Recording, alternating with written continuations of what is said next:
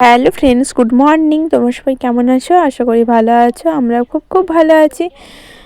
তো আমার আরেকটি নতুন ভিডিওতে তোমাদেরকে অনেক অনেক ভালোবাসা। তো ভিডিওটা এখন সকাল থেকে শুরু করছি, তাই তোমাদেরকে গুড মর্নিং জানাচ্ছি। তো তারপর আমরা বেরিয়ে পড়েছি, আমার মেয়েকে ডাক্তার হাতে নিয়ে যাবো, তাই আমরা এখন রেডি হয়ে মা মেয়ে দুজনে যাচ্ছি।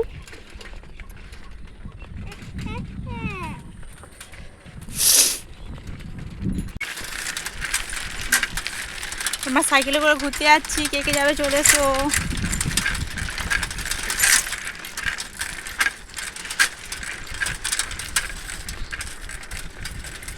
তো আমি আর সোনামা এখন যাচ্ছি ডাক্তার দেখাতে, আর বোন বাড়িতে নেই, তাই সাইকেলে করে এখন একাকে নিয়ে যেতে হচ্ছে। দাদা বলেছিল যে বাইকে করে যাবে, কিন্তু ওরা কখনই সুদার নাই ঠিক, ওর জন্য আমি সোনামাকে নিয়ে যাই। ডাক্তারখানা হয়ে গেলে চলে আসবো, কোনো অসুবিধা হবে না, দুজনে যাবো, টপ করে চলে আসবো।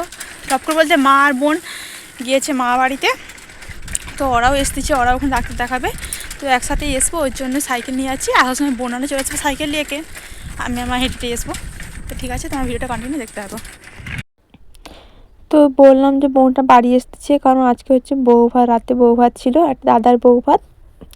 তোর জন্য বোনরা গিয়েছিল মা বাড়ি শিবরাত্রি জল ঢালতে, তাই ওরা চলে এসেছে। যে এসে বউ ভাতে খাওয়া দাওয়া নিমন্ত্রণ ছিল সবাই, তো সবাই মিলে খেতে গিয়েছিলাম। এসে দেখো আমাদের কী অবস্থা, বোন আর মা চলে গেছিলো আমার দাদার সাথে, আবার প্রোগ্রাম আছে, প্রোগ্রাম দেখতে চলে গেছিলো মা বাড়ি। আমি আর যাই না, কারণ সোনামার শরীর খারাপ, তাই সোনামাকে নিয়ে যাইনি। আর তারপরের দিন ছিল আমাদের বাড়িতে সত্যনারায়ণ পুজো।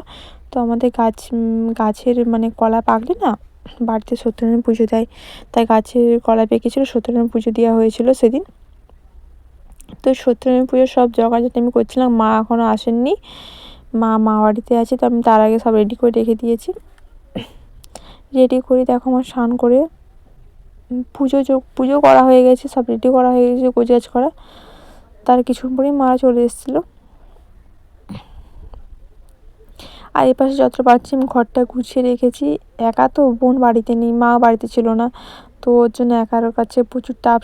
সোনামাকে দেখার এখানে অনেকেই আছে, তাও না বাচ্চাকে সামলে কাজ করা মানে একটু কষ্টকর ব্যাপার।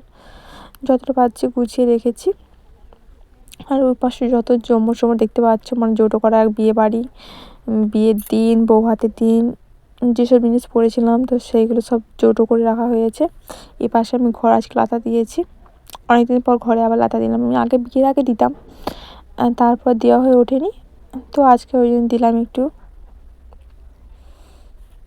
তারপর আমি আর সোনামা একটু মাঠের দিকে বেরিয়েছিলাম, কারণ বাবা মা গিয়েছে মাঠে।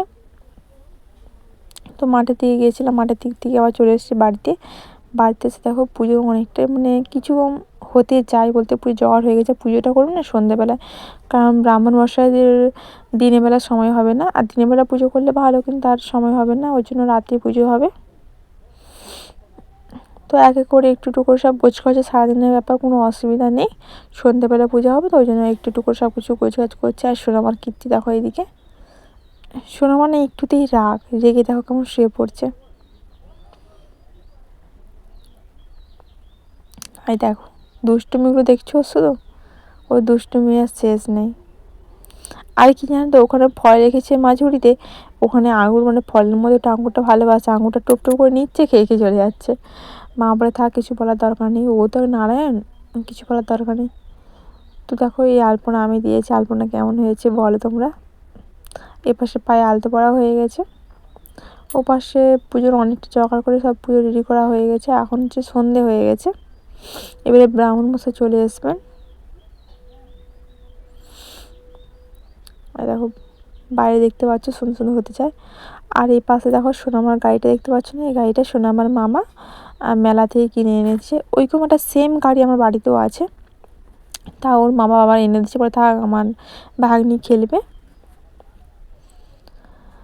তো আমি বাপের বাড়িতে আছি অনেক দিন হলো, 1 মাস হলো বাপের বাড়িতে আছি, এবারে বাড়ি যেতে হবে। আর বাড়ি যখন যাব, কত জিনিস হয়ে গেছে আমার তার নাই ঠিক, আমার নিজেদের যে কষ্ট হবে না, প্রচুর কষ্ট হবে। তো এখানে আমি সব জিনিস গুছিয়ে রেখেছি। তারপর দেখো এই ব্রাহ্মণ মশাই চলে এসছে, সব পুজো সব মানে ব্রাহ্মণের যেগুলো জোগাড় সেগুলো করছে।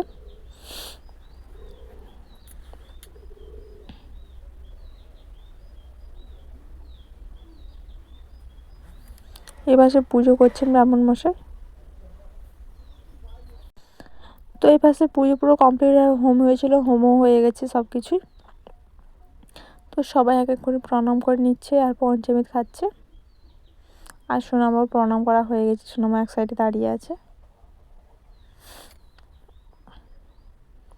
আমার বোনের অবস্থা দেখো খুবই খারাপ।